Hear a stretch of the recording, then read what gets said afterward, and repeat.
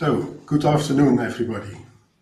Welcome to this webinar on harnessing the power of nature-based solutions for peace and global security. This webinar, I would like to welcome you all on behalf of the organizers. I see, by the way, that the number of participants is still growing. So maybe I'll speak a little bit slowly to give everybody the opportunity to enter this webinar. I would like to welcome you all on behalf of the organizers.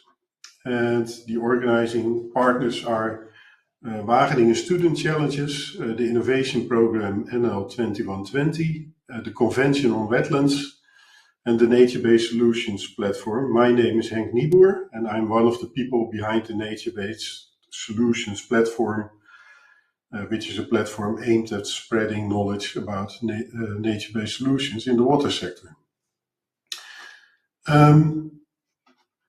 Well, today we are going to talk about nature-based solutions in water and global security.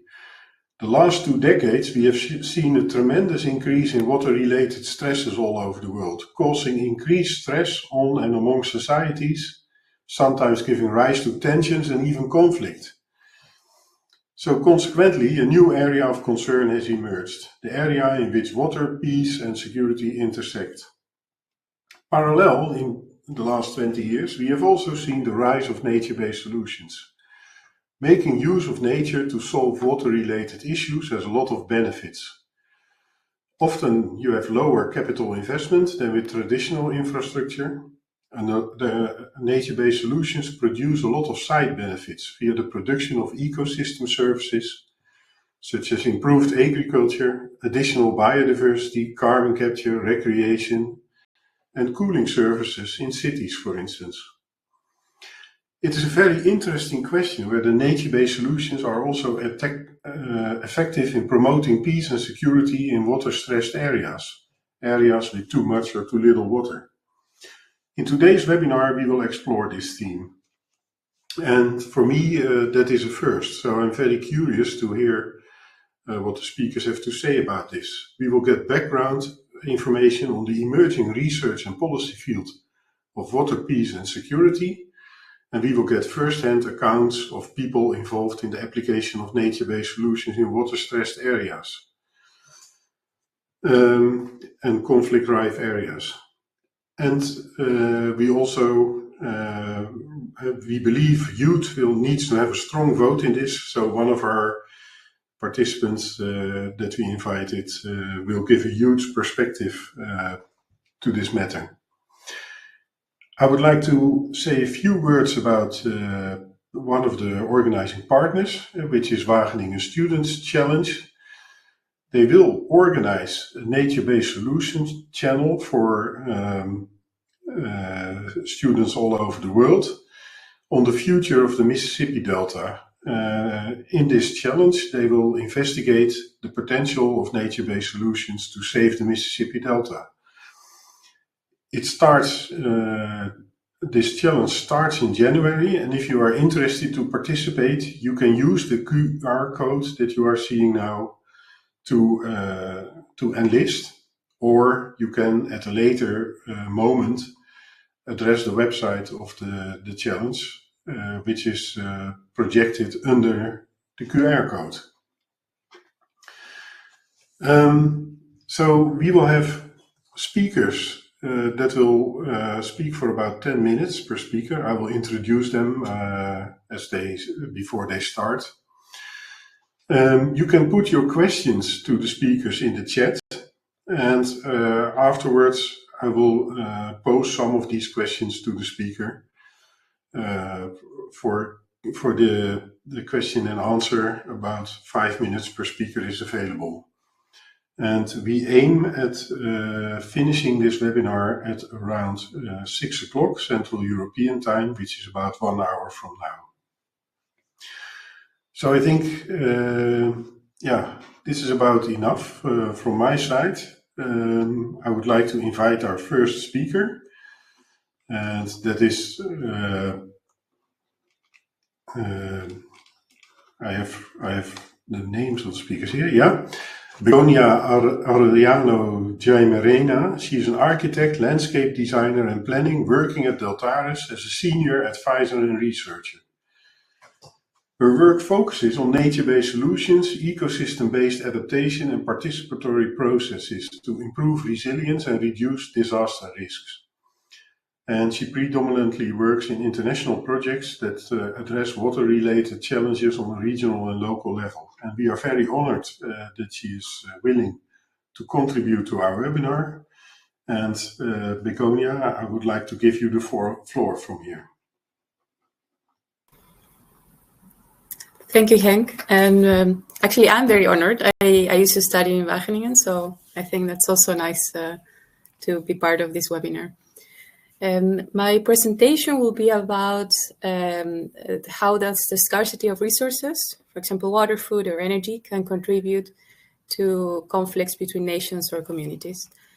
And for that, I would like to use the example of the Water, Peace and Security Partnership and focus specifically on water resources as an example of how this can go.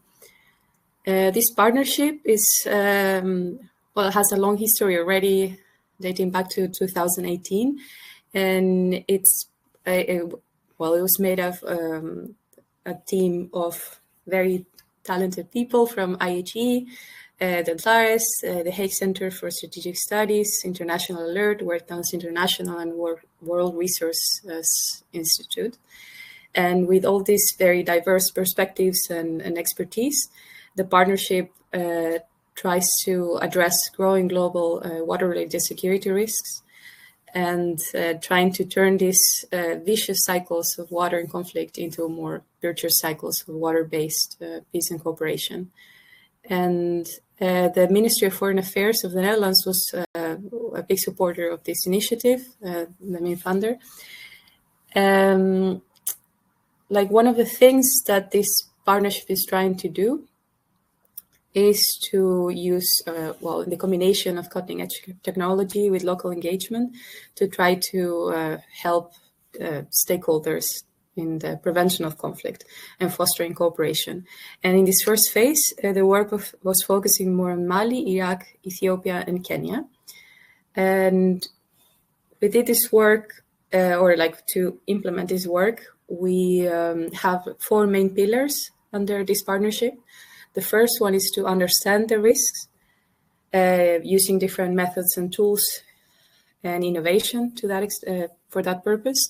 The second one is about the second pillar is mobilize, and that is more about informing and activating different stakeholders and decision makers and communities in this topic. Then the third pillar is about learning, and it focuses mostly on building capacities or strengthening capacities. And then the final one is dialogue, and it's all about improving the collaboration, the cooperation to just together have a shared understanding of the situation. So with that introduction, I would like to say that, so how do we start our work? And I mentioned that we have worked in a few different contexts. So it's really important to first have some kind of understanding about what do we mean by conflict. I mentioned a few different countries, and then how conflict can look in this case might be quite different. When we think about conflict, sometimes it's about violent conflict, but it could also be just a disagreement. So, and everything in between. It could be a competition, protest, etc. So if we have to just simplify it and just make it generic, conflict, we could say that conflict is a relationship between 2 or more parties. So it could be individuals or groups who have, or they might think they have, incompatible goals. And if you look at this little table on the left, we see that when we have incompatible behaviors, but also incompatible goals, is when we have let's say the worst kind of conflict. But instead, if we have, for example, an incompatible behavior, but our goals are quite aligned, we might have some kind of surface conflict that you can still get over because our ultimate goals are the same. So we understand, if we have some understanding of conflict, and then we think about the link between water and conflict, we have that, well, many people assume that these water-related risks directly lead to a conflict between different water users. Usually when there is water scarcity, people assume, oh, less water might lead to some kind of conflict. But it's not always the case, and the relationship is not, or the connection is not always so simple. So it's really important to understand exactly how that link looks and what is happening there. So the connection or the relationship between conflict and water can be quite complex, like I already said. And there are many factors that could be involved in there, creating this kind of web of interdependencies. And very often water is not the only cause of a certain conflict, but it is somehow a multiplying factor or can be a trigger as well.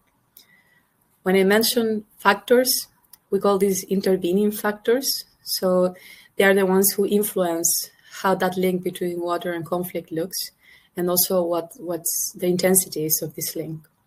And some factors could include, for example, food and energy security, could be a population, economic development, governance, etc.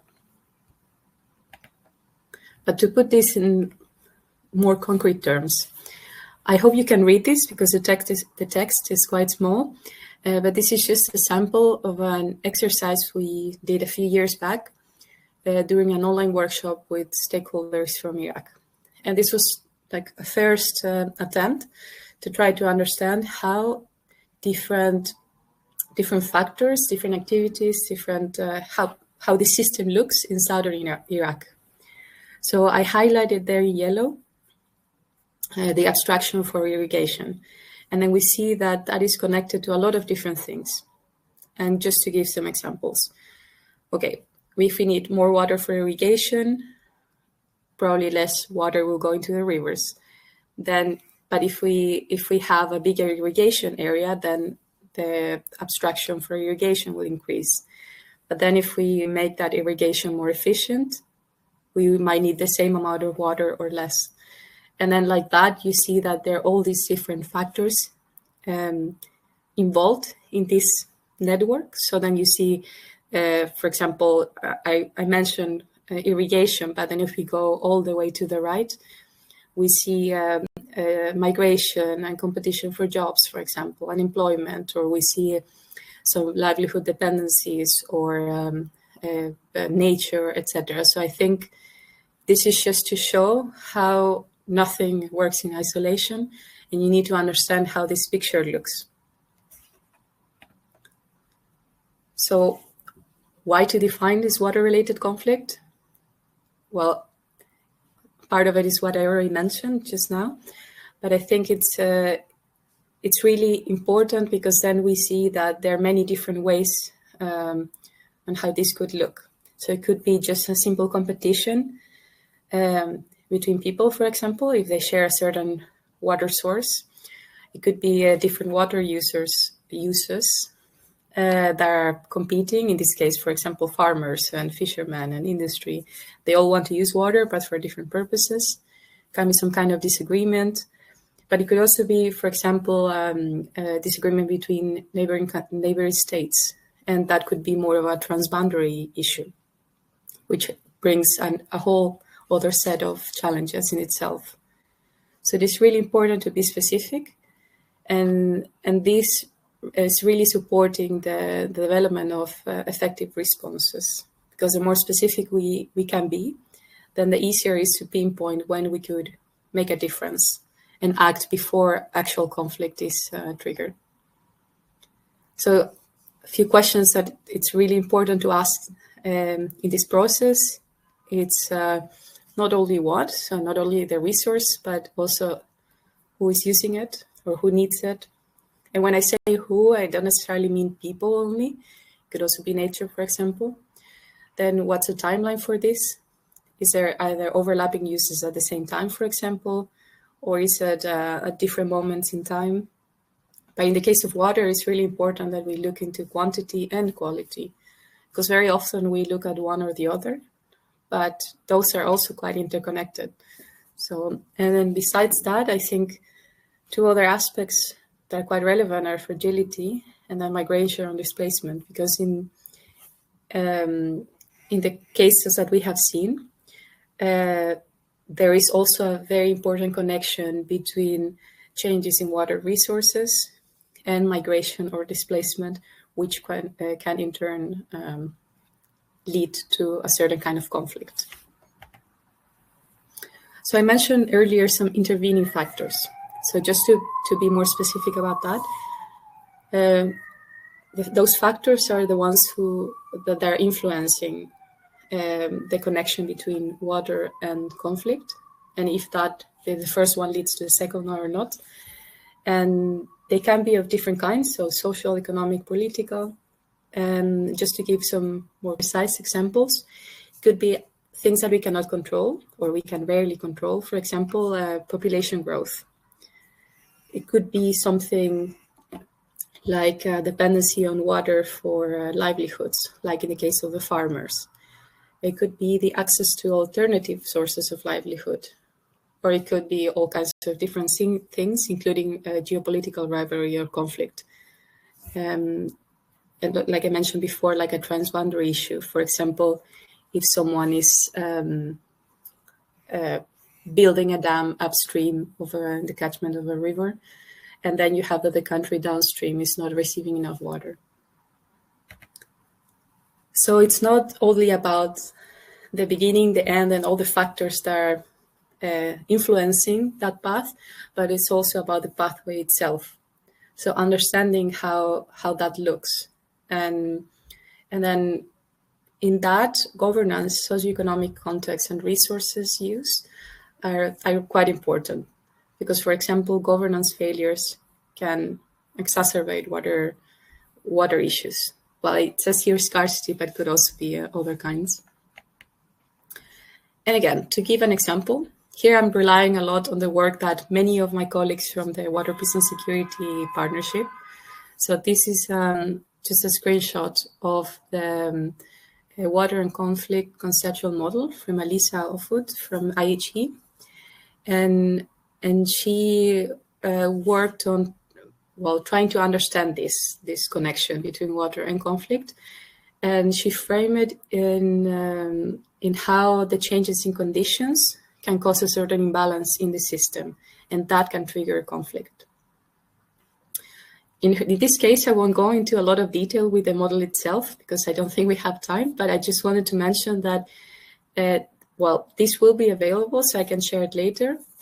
And I think it's also, more than anything, I wanted to show this because it really pinpoints the different components of the conditions that are part of this system.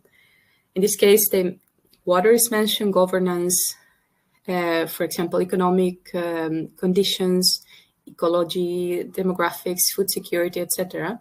And the whole idea is like these are all in balance, and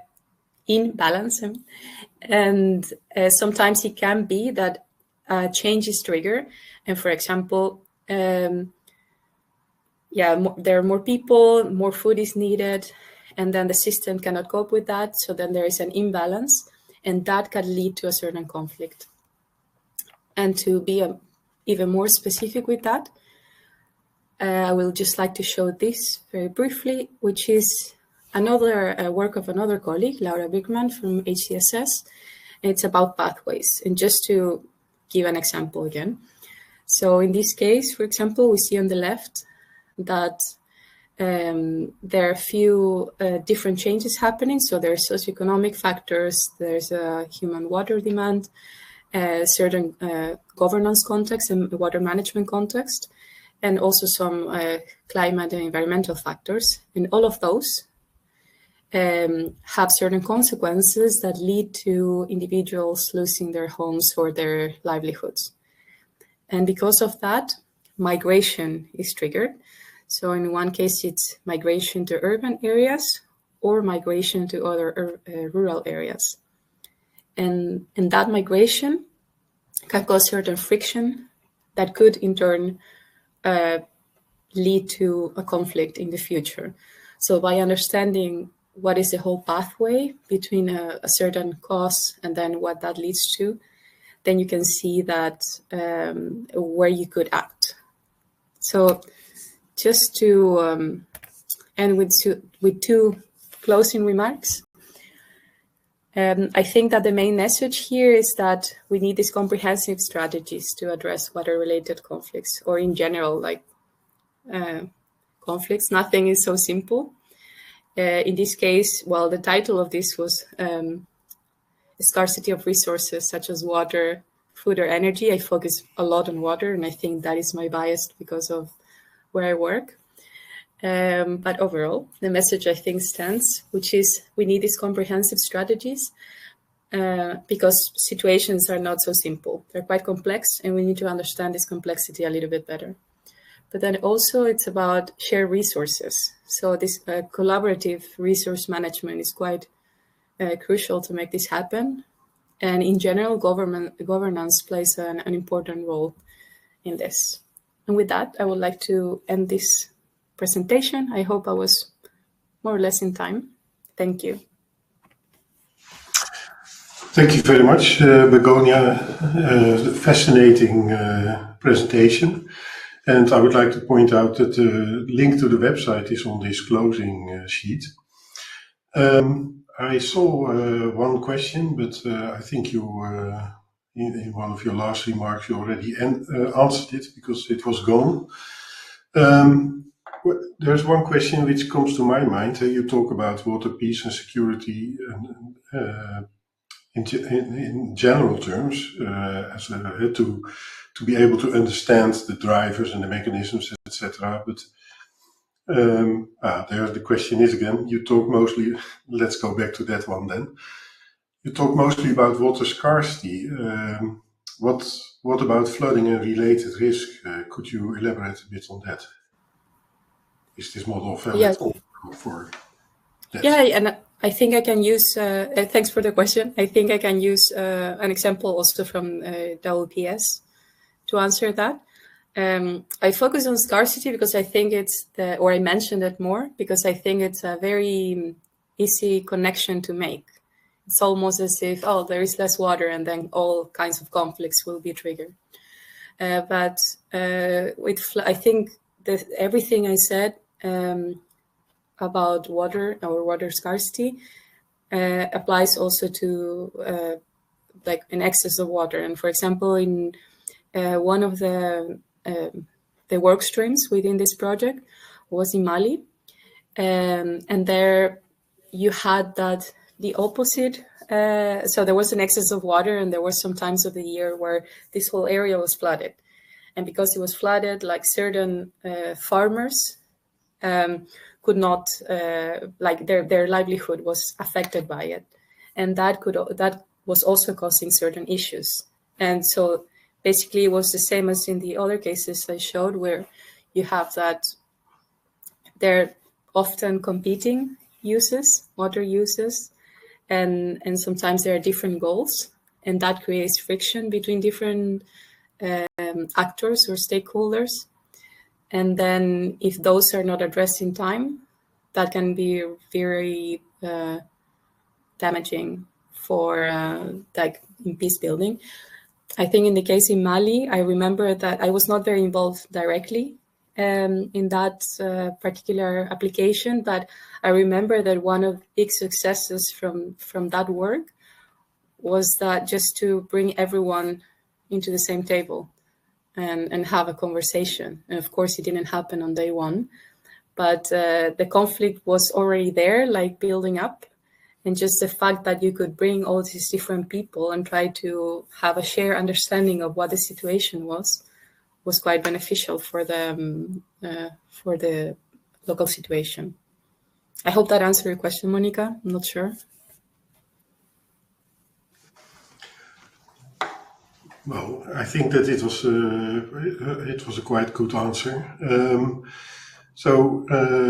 Once again, Begonia, thank you very much, and I would like to leave it here because I see a next question, but probably that will be answered in the coming presentations. We will be closely following your work because it is very relevant, and yeah, let's hope that it may contribute to lessen some of the tensions all over the world. Very interesting question is now, what can nature-based solutions do to alleviate water, peace and security issues? And one of the speakers who will talk about that is Karounga Keita. He is a regional manager for the Sahel region of Wetlands International. And originally, he's a doctor in economics with postgraduate studies in political science and international relations. He brings in 36 years of experience across academia, government advisory, private sector, and the United Nations. And he held roles such as a special advisor to the Prime Minister of Mali and team leader with UNDP across several African nations. So we are very honored that he is able today to share his wisdom with us. And with this, I would like to give you the floor, Karounga. Please. Thank you very much. Okay. The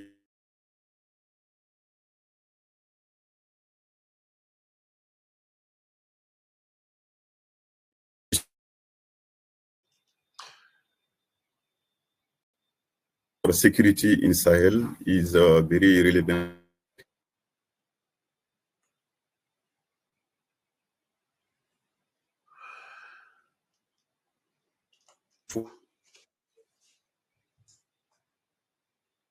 Karounga, I'm afraid the connection is very bad. So at least at my side, we cannot hear you, and your image is frozen.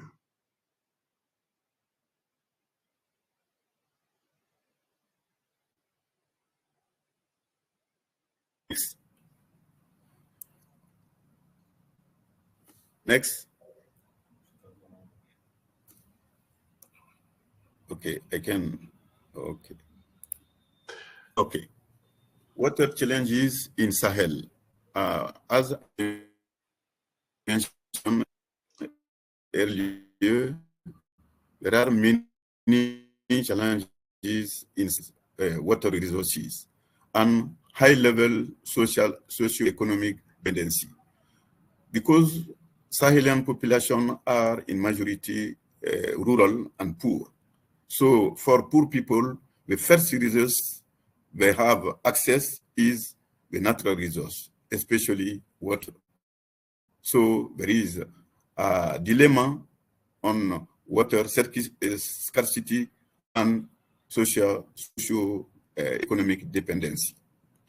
The other challenge is the overlap of customary and positive law to manage natural resources in Sahel.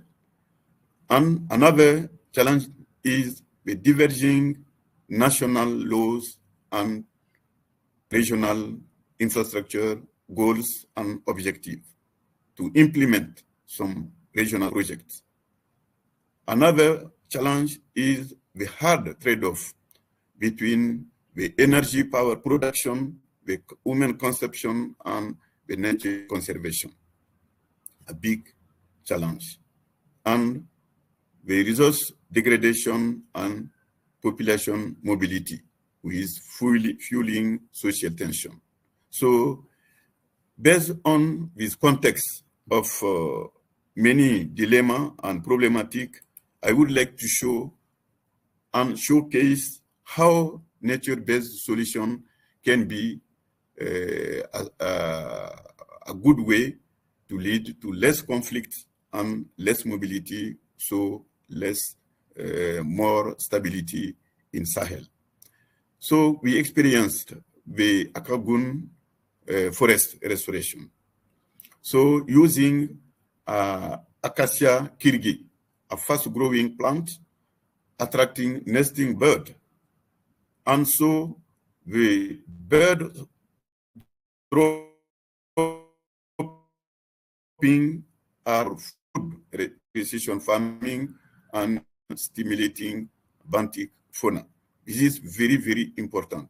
Key issue, because all the community members, all the water user group find their interest in this community engagement.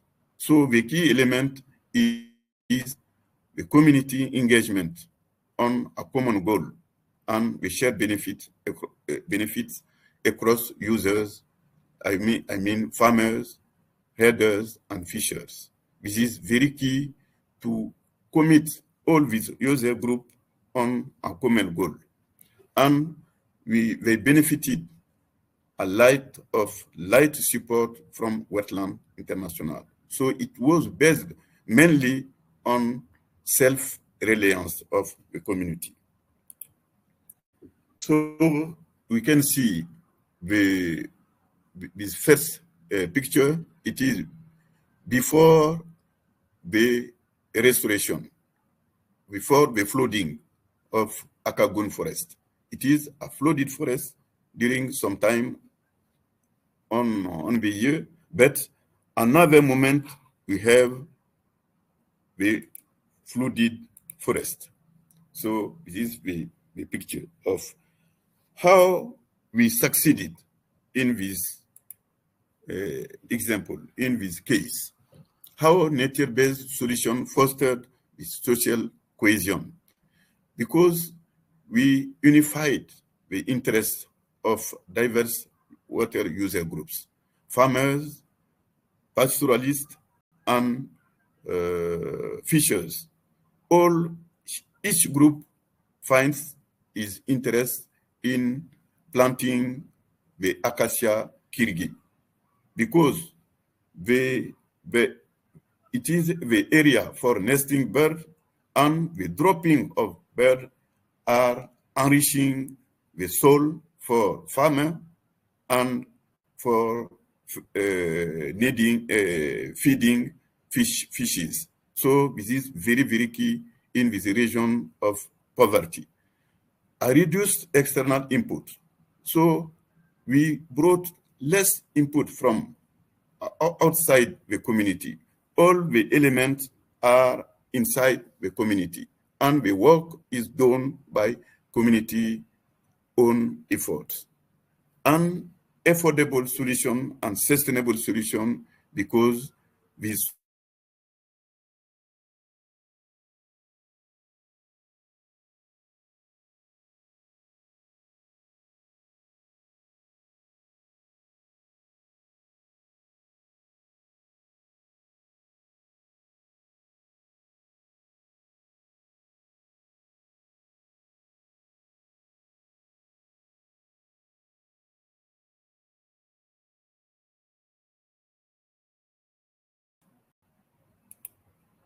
I was disconnected for next.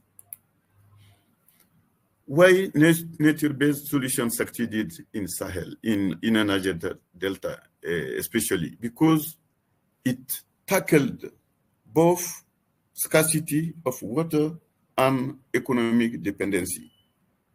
All the poor people had access to water together without exclusion, and we avoid the overlapping legal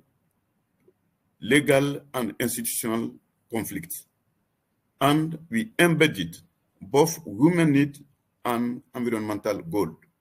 It was just to imagine how to mix the need to access to resources and to protect the environment. We engaged enough women and youth to let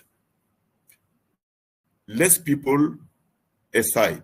So it led to less migration, so less conflict between communities, and enabled cross-border cooperation between transboundary countries.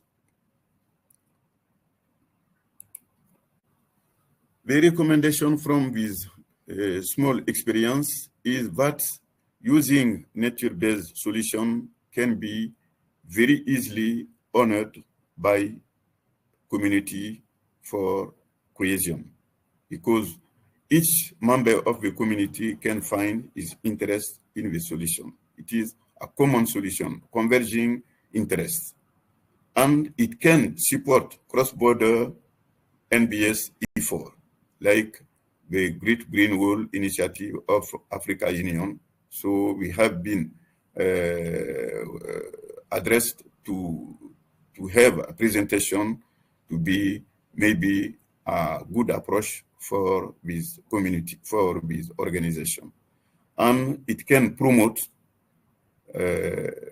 tool for collaboration, resilience, and conflict prevention. Thank you for your attention. Thank you very much, Karounga, for a very interesting presentation. And we have again a question from Monica. She's wondering, how did you start with this project, and who did you start with to get the support of the local stakeholders? Good question. Okay, so I think it is based on wetland track record in the region. So we did many projects with communities. So we gain enough confidence from the community to be the facilitator of this process. So when the community asked to help conserving this forest, because many birds were there before the degradation of the forest. But when the community asked to help conserving this forest, wetland was the first, I think, the best placed partner to be in this position of facilitator, because we didn't give money, but just organizational and technical support to the community. Okay, thank you. Yeah, personally, I have some experience in working when I was a director of a company and working with Wetlands International, and I must say that it has learned me that for the concept of nature-based solutions, it is vital to work with communities, and we need the contribution of NGOs to work with these communities, because for companies that is much more difficult. They have a big distance, etc. And so there is a lot of potential in the cooperation of all kinds of societal actors with established NGOs working with communities. There is again a question from Anjana on wetlands. So how do you define wetlands, Karounga? How I define wetlands? Yeah. For a newcomer or for experienced people. So wetland is dedicated for wetland conservation through the world. And we are a science-based organization working closely with communities and working with technical services and regional organizations like basin authorities. We are a very neutral organization, so working as an expertise network through the world. So we are completing each other through the different continents where we are present. So this is wetland in summary. Okay, Thank you. And then, I think if you want to know more about wetlands, Anjana, it will be very good to take a look at the website of Wetlands International, but also of the Secretariat of the Organization for Wetland Conservation, who will be speaking later. So, Karounga, thank you for your contribution. I would like to leave it here and invite the next speaker to come to the stage, and I will give a short introduction on her. Thank you. Yeah, thanks again. Thank Our you next very much. speaker is Bénigne Ishimwe Mugwaneza. I hope I pronounce it well. I Perfect. apologize for the Dutch accent, of course. She represents the Rwanda Young Water Professionals. Bénigne is a water policy and governance expert with a strong background in advancing youth-led initiatives and system thinking in the water and sanitation sector. And she will be sharing some practical experiences from Rwanda, focusing on how nature-based solutions will contribute or are contributing to climate resilience and water security. So I'm curious for your presentation, Bénigne. I will give the floor to you. Good luck. Thank you very much. Thank you very much, Henk. I hope you can all hear me well. I'm grateful for this opportunity. I'm conscious of time equally. So I will be basically trying to run through things, ensuring that at least I leave the key information. So I'm presenting wearing the Rwanda Young Water Professional hat, which is an organization led by young people who work in the water and environmental sector. And with this presentation, I'm going to share with you a few initiatives that have been implemented in Rwanda, and I'm going to share both natural-based solutions in the rural area and in the urban area. Just to tell you about Rwanda, for those who probably don't know much about the country, it's a small country, 22,000 and 300 kilometers square, located in East Africa. And we have a nickname, a country of 1,000 hills, because of our very unique terrain composed of basically hills. And this actually is that beauty comes also with vulnerability in terms of being prone, being easily vulnerable to natural disasters.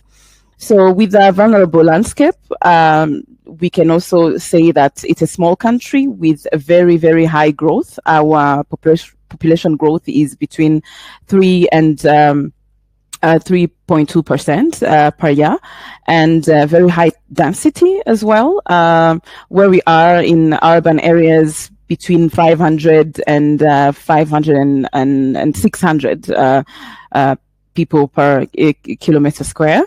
And in actually cities, we can even go beyond that in 2000s. That coupled with climate change, coupled with the population growth, and then the cities, the urban population growth equally create a vulnerable landscape. And the country has taken, I would say, strong points, strong measures to already prepare ourselves to natural disasters, and we have prioritized natural-based solutions. So those challenges really, we as a country, but also as a key stakeholder in the country, we have noticed that they really require solutions that respond to both ecological and human needs. So we have. I am going to present to you the various natural-based solutions that we have been implementing both in rural and urban area to support ecosystem restoration, and as well as enhancing water availability, water quality, and at the same time while supporting livelihood and reduce disaster risks. So by sharing with you the various success stories that we have when it comes to natural-based solution, I'm starting with a project that we are very privileged to be part of organizations implementing it in Rwanda, the Sankasa project, which is a project that is being currently implemented in the city of Kigali. The project is focusing on restoring critical microcatchment in Kigali's Nyabarongo River watershed, this to mitigate flood risks. Remember, I told you that everywhere you go in Rwanda, it's hills. We have been experiencing lately floods. We have been experiencing landslides and soil erosion. And Sankasa came in to support the city of Kigali to tackle those issues. And to be able to do that, we have employed gender-responsive natural-based solution in ensuring that everyone is included in these response strategies. And we have as well been strongly collaborating with the communities, as you can see in the pictures. So far, Sankasa has been aiming at supporting approximately 975 residents in tree planting, and including actually tree species that the community can use also for nutrition. The project is still ongoing. I would say that one of the key points to highlight on this project is the strong collaboration of various institutions, including the city's leadership, but also the community involvement. So we take advantage of various community platforms to raise awareness, community mobilization, to be able to have their collaborative agreement in sustaining the trees that are planting, for example. So that's a key aspect of it. So we have been doing activities including afforestation, agroforestation, urban tree planting, and buffer zone and riverbanks stabilization. Another project that I could share with you, a success story, is the Nyandungu Eco Park. This project has been implemented by the Rwanda Environmental Management Authority in collaboration with the Rwanda Green Fund and other partners. But this is a success story because almost every Kigalian now goes to Nyandungu Eco Park for the weekend, just to sit and immerse in nature and, ride a bike, have a small picnic, basically have a walk in this amazing 120 hectare restored wetland in Kigali. Previously, a lot of illegal activities were taking place, including constructions and buildings that were really damaging the area. Now, the wetland is at the same time serving as an attraction, but also it helps us absorb the flood water. It purifies the water, provides recreational and educational space. There's many tree species planted that people who come who are focusing specifically on that really do enjoy, bird watching and various activities around biodiversity conservation. So that's a success story that I thought of sharing with you today. That also focused on the urban area. The third is the Sebeya landscape restoration.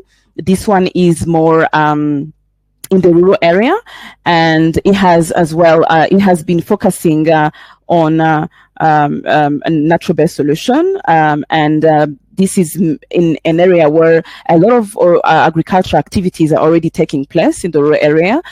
So among the activities that were implemented, this project was actually implemented by the Rwanda Water Resources Board, IUCN, SNV, the Embassy of the Netherlands also supported Rwanda in this initiative, which is still ongoing, and actually we're still harvesting, I would say, fruits of that, while ensuring a continuous NBS implementation. So construction of terraces to prevent soil erosion is one of the main activities that is taking place and has taken place in Sebeya. afforestation and reforestation, agroforestry practices, installation of flood mitigation structures, and distribution of rainwater harvesting tanks to the population that lives there, but also the institutions like schools and hospitals that are in the area. This has really brought, I would say, a big impact, because Sebeya was basically losing 112 ton per hectare per year. And with the restoration activities, we are looking now at 80 ton per hectare per year. And if we keep really preserving these nice initiatives, we are looking at reaching to 29 ton per year, per hectare per year. And of course, high sediment retention. We have already heard from the community sharing how they are really noticing a boost in agricultural yield, amongst many other benefits, honestly. Yeah, this is also another project that I thought of sharing with you. Just for time constraints, I will basically limit myself here. Feel free to ask any questions. Just to highlight that the Sebeya Landscape Restoration Project was also a success because of strong collaboration between the various institutions that have a linkage on water, but also security of the population and environment. Thank you. Thank you, Bénigne, for an excellent presentation. It's very interesting and also great to see all these pictures of your beautiful country. There is a question to you, actually. Who is the financier of these initiatives? You're muted, Bénigne. Yeah, thank you. That's a good question. We basically, that depends on the project. As I just highlighted, the Sebeya Landscape was in partnership with the IUCN, the government of the Netherlands, the Nyandungu Eco Pact. We also got support from the government of Italy and the Rwanda Green Fund as well. The Sankasa project is being funded by the funds from Canada through the World Resources Institute, ISD, and it's being implemented by the Rwanda Water Professionals, ARCOS, and AVEGA, who are local NGOs in Rwanda. So it depends on the initiative, but there is strong partnership and collaboration in each of the initiatives that I presented. Thank you. Yes, thanks. Well, there's an interesting question by Margarita Danino. I'm not sure whether you are the person to answer this, but how do we avoid mosquito proliferation when using wetlands as nature-based solutions? You are very right. I don't think I'm not the right person to answer that. But yeah, anyone who wants to contribute can do that. My garden, there are specific tree species that I plant here because this region is also has mosquitoes, and we have specific plants in my garden just to protect ourselves at the house. But I don't know to the large scale. Maybe someone else can give us insights. Thank you. Yeah, I don't know either, but it's a very important aspect, of course. Could you say something? A question by Manu Fezi. Could you say something about the green jobs that were created in the first project and how they are being sustained after the project? Yes. Thank you very much. Actually, this is one of the key things that the Sankasa is introducing. You can already imagine how many people are working to plant these trees. This is already in collaboration with existing structures in the communities. So Rwanda has already, I would say, has governance structures down to the local community level. And the local community is already organized into groups that usually support in various initiatives to aimed at developing the country. And these are the people that are already working on the project, but also as Rwanda Young Water professionals, young people with a lot of energy from school. This is also a great opportunity to learn, and through practicing equally. So the job creation is also something that the Sankasa initiative has created. That's, I can say the same to when you visit the Nyandungu Eco Park, for example. There are women all around the park making sure that the plants are well taken care of. Those are permanent jobs created because this is an initiative that has an income generating aspect of it, because to go to the park, you have to pay a fee to get in there. Equally, when it comes to the Sebeya landscape restoration, I briefly highlighted agricultural activities that are being strengthened currently thanks to the initiatives that are restoring the land of the people in the Sebeya landscape. Thank you. Okay, well, thanks a lot. Yeah, if you have the time, I will leave it here with regard to the questions. There are in fact many more interesting questions, but yeah, we cannot deal with them in the time that was given to us.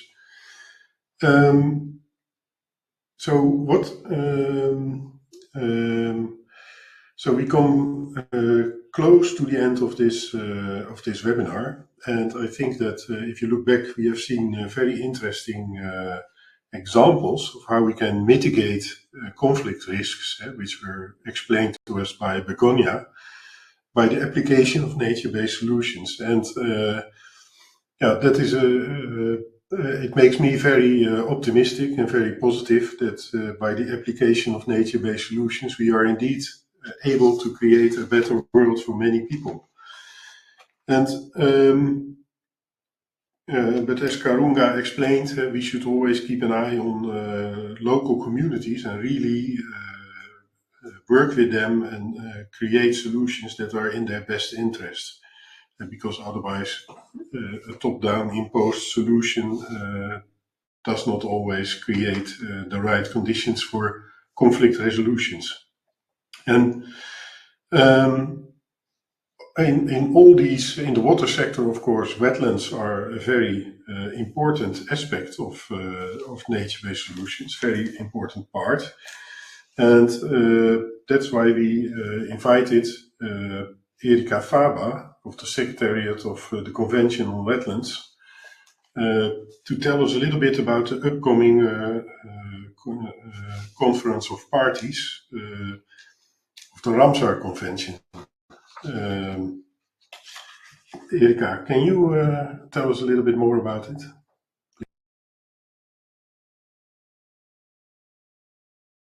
You're muted. And yeah, okay, you're muted. That's all. You're still.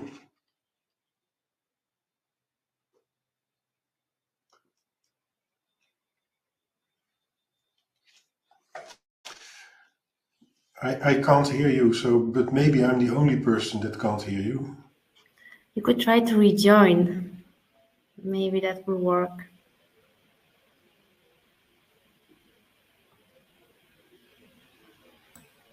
It still doesn't work. You could also try to disconnect your headphones.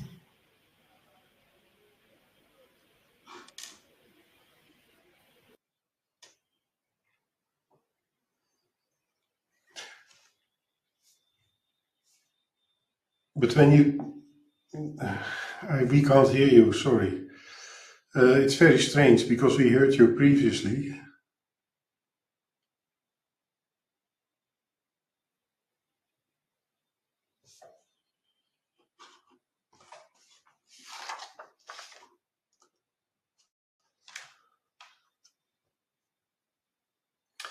I'm really sorry.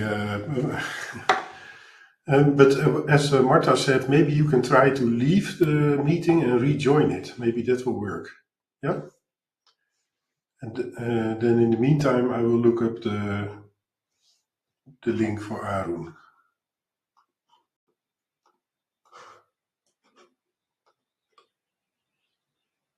Yeah, Marta, now you are muted also. I will use this opportunity while we're waiting for Erika. I saw that there are many students in the audience today. So I also shared it in the offer. If you are interested in nature-based solutions and would like to participate in a challenge next year, there's this nature-based future challenge coming up. So you can check the link and see if that works for you. Erika, does your sound work now? Does it work now? Yes, great. Great. The floor is yours. Great. Thank you very much. Well, it's a great pleasure and honor to be here with you today. And first of all, thank you so much to everyone who joined today's webinar, and a special thanks to our speakers and to the organizers, the Nature-Based Solutions Platform, Wetlands International, Wageningen University's WUR Student Challenges, and NL 2120 for making this event possible.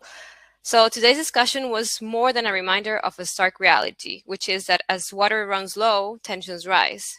But it was also a beacon of hope. We heard about the challenges and complexities that arise from water scarcity, but we also saw that cooperation, strong governance, and community engagement are essential. Nature-based solutions, especially wetlands, can help us build climate resilience and restore peace by safeguarding water as a human right. By protecting wetlands, we protect water, and by protecting water, we protect life. We also heard about how initiatives involving youth are playing a key role in shaping more peaceful, resilient, and cooperative futures. Looking ahead, I wish to take this opportunity to highlight that this webinar is part of the Road to COP15 Youth Webinar Series. As you may know, the Convention on Wetlands, COP15, will take place next month from 23rd to 31st of July in Victoria Falls, Zimbabwe, where there will be 3 youth-led side events to look forward to, and many other side events and discussions. Today's webinar's reflections echo our COP15 theme, which is wetlands for our common future. So let's carry that message forward together. And last but not least, the final webinar in this series will take place on 3rd of July, which will focus on capacity building to effectively understand the dynamics and processes of the Convention on Wetlands COP. We hope to see many of you there, so stay tuned for more information. And thank you once again. And I wish you all the very best as we all engage, lead, and shape for our common future. Yes, thank you very much, Erika. So, an important message, yeah, let's bring the energy forward. So that brings me to the end of the webinar. I think we have learned a lot from inspiring speakers. What personally struck me is how diverse the audience was. All your introductions from at the beginning from all over the world. Many people shared their LinkedIn also. So please use the opportunity to connect with each other and work together to promote the concept of nature-based solutions worldwide. And also don't forget, if you are interested, to engage with Wageningen Students Challenges, to participate in the Nature-Based Solutions Challenge, which they will start early next year. So I would like to wish you all a very nice rest of the day, and hope to meet you again somewhere in a webinar or maybe live at one of the COPs. Thank you very much.